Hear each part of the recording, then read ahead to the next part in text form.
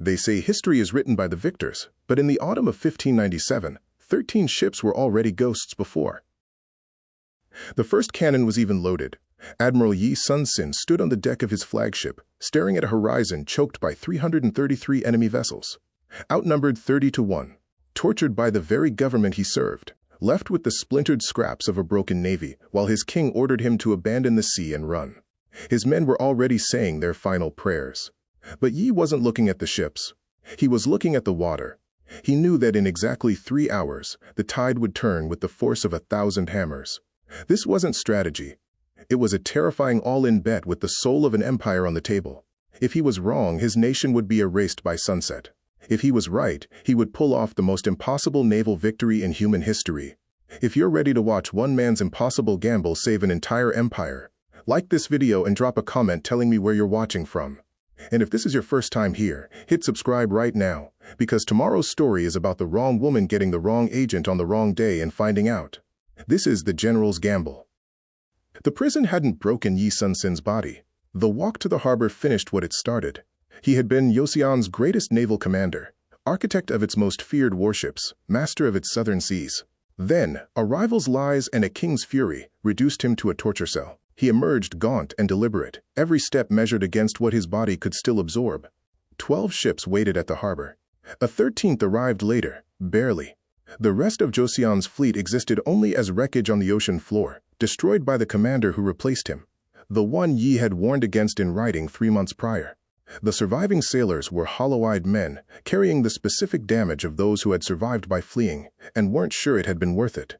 Yi walked the docks without a word, counted the ships once, counted again, stared at the horizon, where the enemy was already moving north, then did the only thing he had ever truly known how to do. He started thinking. The royal order arrived dressed in the formal language governments use when commanding the indefensible. Disband the navy. Fold the sailors into the land army.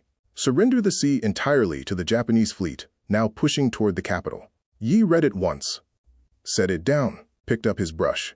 His response, preserved, studied, and quoted by military strategists 4 centuries later, was not the letter of a broken man. It was the letter of someone who had done the mathematics and arrived at a different answer than his king. I still have 12 ships, he wrote, and as long as I live, the enemy will never be bold. 13 words. The most expensive promise in Korean history. He sealed the letter, dispatched it north, and turned back to his maps. There would be no retreat. There would be the Myeongyang Strait, and the tide, and whatever Yi Sun-sin could build from 13 ships and men already grieving themselves.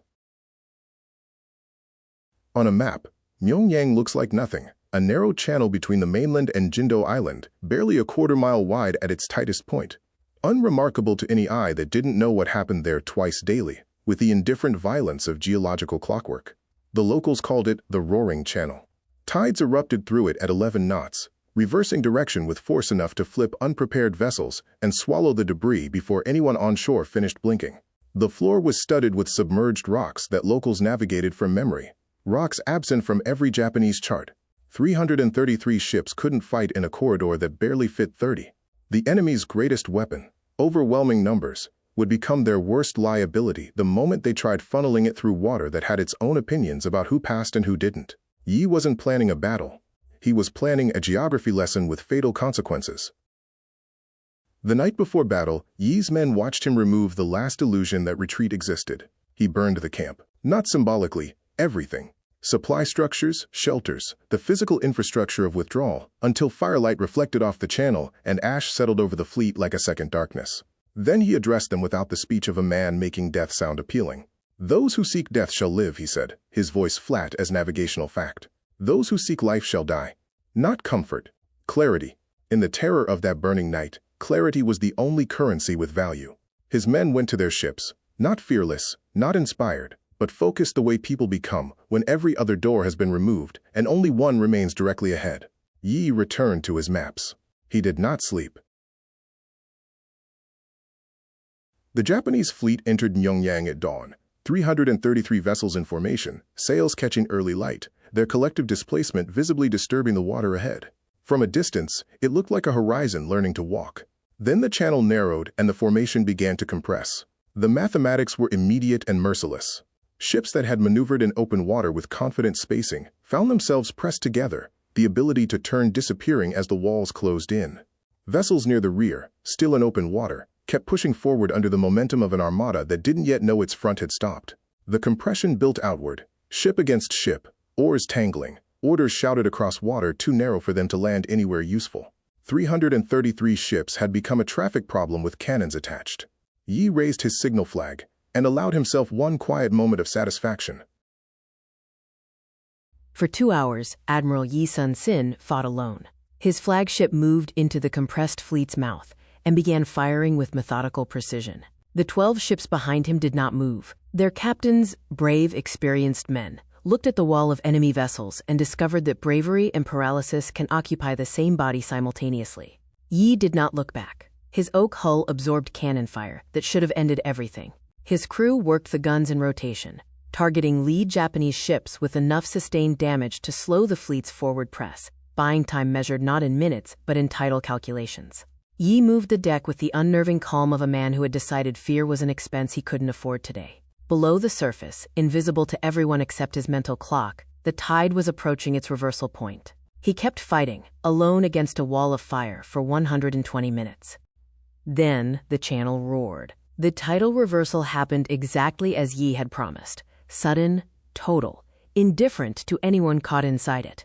11 knots north became 11 knots south in minutes, and the Japanese fleet, built with flat-bottomed hulls suited for calmer waters, immediately lost the one thing an armada cannot lose in a narrow channel: control.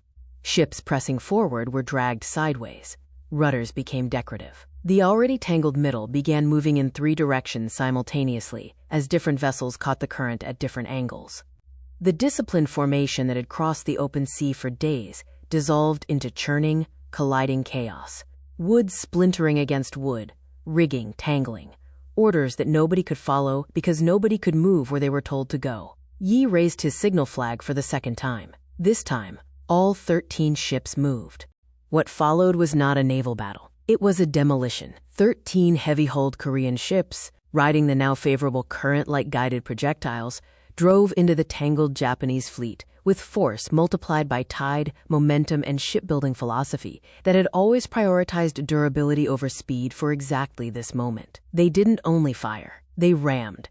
The oak hulls that had absorbed punishment for 2 hours now delivered it, splintering flat-bottomed vessels that had nowhere to maneuver and no current willing to help them try. 31 Japanese ships sank. The number remains staggering 4 centuries later, not for its size, but for what produced it.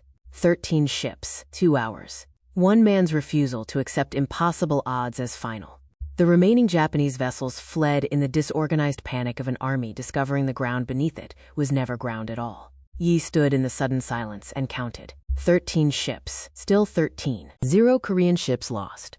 The number sits in the historical record with the quiet stubbornness of something that shouldn't be true, but is verified, documented, and still debated by naval historians who run the engagement through modern simulations and arrive, repeatedly, at the same conclusion: it should not have been survivable. Yi did not celebrate.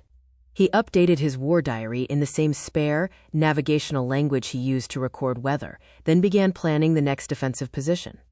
The empire that had imprisoned and tortured him, that had stripped his rank and handed his navy to a lesser man who destroyed it, that empire would survive because of a decision made alone, at night, over maps, while his men prayed and his king ordered retreat. Myeongyang returned to its ordinary violence. But the channel had been changed the way places are changed by the weight of what happened inside them. Yi's gamble hadn't merely won a battle. It had rewritten the language of naval warfare, proving that numbers without geography are just arithmetic, and that one man reading the right water at the right moment could make the ocean itself choose a side. He had 13 ships. He needed 13 ships. He had known exactly what they could do. He had simply been the only one willing to find out.